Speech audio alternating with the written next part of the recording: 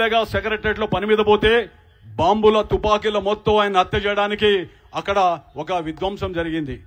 అదే విధ్వంసం చంద్రబాబు నాయుడు గారు అలిపిరిగిపోతే అక్కడ కూడా ఒక విధ్వంసం జరిగింది. బయటపడ్డాడు, ఆయన బయటపడ్డాడు.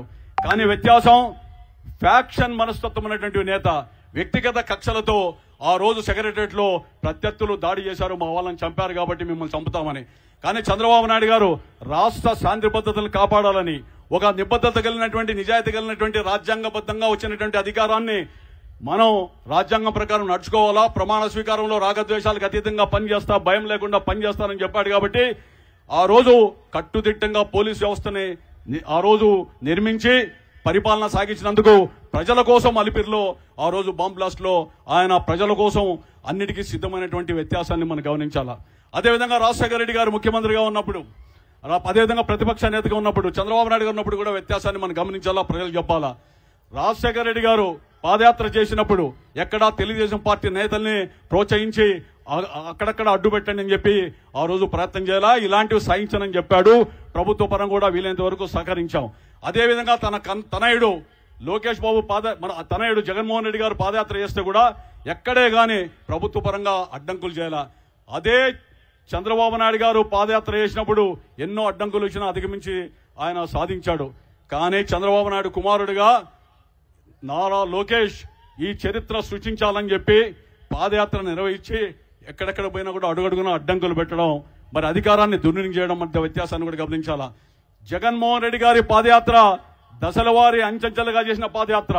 నారా లోకేష్ గారు ఆ రోజు ఏం చెప్పాడు, నా కుటుంబంలో ఏదైనా సమస్య వస్తే తప్ప సుదీర్ఘంగా ఈ పాదయాత్ర జరుగుతుందని చెప్పి అలుపెరగని యోధుడిగా అంచెంచెలుగా దశల వారిగా కాకుండా సుదీర్ఘంగా పోరాటం చేసి రాష్ట్రంలో ఒక చరిత్రను సృష్టించినటువంటి నవయువ నాయకుడు నారా లోకేష్ గారు. మరి ఇలాంటి తండ్రులకు కానీ తనలకు కానీ ఉన్నటువంటి తేడాన్ని మనం అంతా కూడా గమనించాలా, ప్రజలకు వివరించాలా. అదేవిధంగా మరి జగన్మోహన్ రెడ్డి గారు జరిగేటువంటి దురగతాలు, అదేవిధంగా రకరకాలైనటువంటి రాజశేఖర రెడ్డి గారికి ఆయన కూడా చాలా తేడా ఉంది. 2004లో జగన్మోహన్ రెడ్డి గారు మరి తండ్రి ముఖ్యమంత్రి అయిన తర్వాత ఈ రాయలసీమ ప్రాంతాల్లో అడుగడుగున అరాచకాలే ఆగడాలే. అనంతపురంలో గంటకో హత్య, అదేవిధంగా రోజుకో మానభంగం, రోజుకొక ఇదొక దాడులు జరిగేటువంటి పరిస్థితుల్లో ఎక్కడ హత్య జరిగితే అక్కడి నుంచి ఏదైనా బృందం వస్తే మరి ఇంకో ఊర్లో జరిగింది పోండి అని చెప్పి చంద్రబాబు నాయుడు గారు తరిమేటువంటి పరిస్థితి ఉన్నటువంటి ఆ రోజు సందర్భంలో ఆ రోజు ఒక సంస్థ ద్వారా ఈ రాయలసీమలో అనంతపురంలో హత్యలు జరుగుతున్నాయి తప్పని చెప్పి ఆ రోజు జాతీయ పార్టీ నాయకులందరినీ కూడా హైదరాబాద్ లో నేను పిలిపించి ఒక సదస్సు నిర్వహిస్తే ఆ సదస్సులో ఈ ఆగడాలు ఆగాలని చెప్పి చెబితే మరుసటి రోజు పతాక శీర్షికల్లో పత్రికా ప్రకటన వస్తే రాజశేఖర రెడ్డి గారు నన్ను పిలిపించారు ముఖ్యమంత్రిగా. మీరు రాయలసీమలో వ్యక్తులు దౌర్జన్యపరులు, అదేవిధంగా కొన్ని సామాజిక వర్గాలు దౌర్జన్యపరులు అనేటువంటి భావన వచ్చే రీతిలో చేయడం కరెక్ట్ అంటే ఆయనకు ఒకటే చెప్పా, రాయలసీమలో వ్యక్తుల మధ్య కక్షల్ని అది పార్టీల పరంగా, కులాల పరంగా, సామాజిక పరంగా చేసి నరమేధం అనంతపురంలో జరుగుతూ ఉంది. ఇది కరెక్టా? నేను రాయలసీమ వాన్నే. అదేవిధంగా మా ప్రభుత్వంలో ఏదన్నా జరిగితే చంద్రబాబు నాయుడు గారు మేము కానీ ఆ రోజు అడ్డు చెప్పాం. ఇది సరైనది కాదు, ఒక ముఖ్యమంత్రిగా నిర్ణయం కరెక్ట్ కాదని ఆయన ఇంట్లో చెబితే వెంటనే మంచి అధికారులు వేస్తానని చెప్పి ఆ రోజు హామీ ఇచ్చాడు.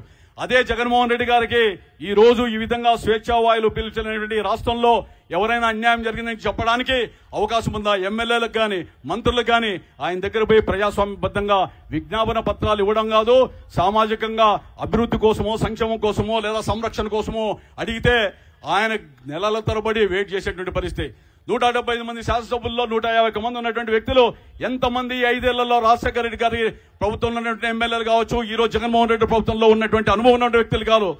మీరు కూడా జగన్మోహన్ రెడ్డి గారి యొక్క ముఖ్యమంత్రి అపాయింట్మెంట్ ఎంతమందికి దక్కిందో ఆత్మవిమర్శనం చేసుకోవాల్సిన బాధ్యత ఎమ్మెల్యేల మీద అని చెప్పి వేదిక ద్వారా తెలియజేస్తున్నా. ఈ విధంగా అనేక రకాలుగా సామాజికంగా, వ్యక్తిగతంగా, పార్టీ పరంగా అనేక రకాలుగా ఉన్నటువంటి వ్యత్యాసాలను గమనించినప్పుడు ప్రజల్ని ఒప్పించి మెప్పించి ఈ ప్రభుత్వం రావాలి, చంద్రబాబు నాయుడు గారు జనసేన ఆధ్వర్యంలో ఉన్నటువంటి ఈ తెలుగుదేశం జనసేన ఆధ్వర్యంలో ఉన్నటువంటి ప్రభుత్వంగా చంద్రబాబు నాయుడు గారు ముఖ్యమంత్రి చేసుకోవాలని చెప్పి మనం అందరూ కూడా చాటడానికి హక్కు మనకుంది. అదేవిధంగా మనకు బాధ్యత ఉంది తెలియజేస్తున్నా. ఈ నియోజకవర్గానికి వచ్చినప్పుడు శాసనసభ్యుడు అనంత వెంకటరామరెడ్డి గారు ఆయన 2-3 పర్యాలు సుదీర్ఘంగా లోక్సభలో పనిచేశానన్నాడు. మనం అనేక సందర్భాల్లో 5 ఏళ్లలో కూడా చేశాం. ఈయన చిత్తూరులో అగడాలు చేసేటువంటి, అరాచకం చేసేటువంటి పెద్దిరెడ్డి రామచంద్రరెడ్డి గారి వియంకుడు.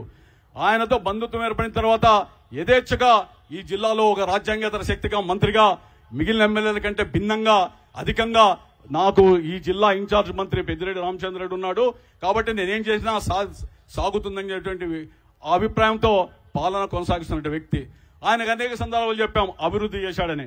మనం కరపత్రాల ద్వారా చెప్పాం. ఎక్కడ అభివృద్ధి చేశావో లోకసభలో ఒక్కసారి ఎప్పుడైనా పార్లమెంట్లో మాట్లాడావా? ఈ 5 ఏళ్లలో శాసనసభలో ఒక్కసారి గలం ఇప్పావా ప్రజల పక్షాన? అదేవిధంగా 2 రోడ్లు సుభాష్ రోడ్లు గుత్తు రోడ్డు తెచ్చానంటాడు.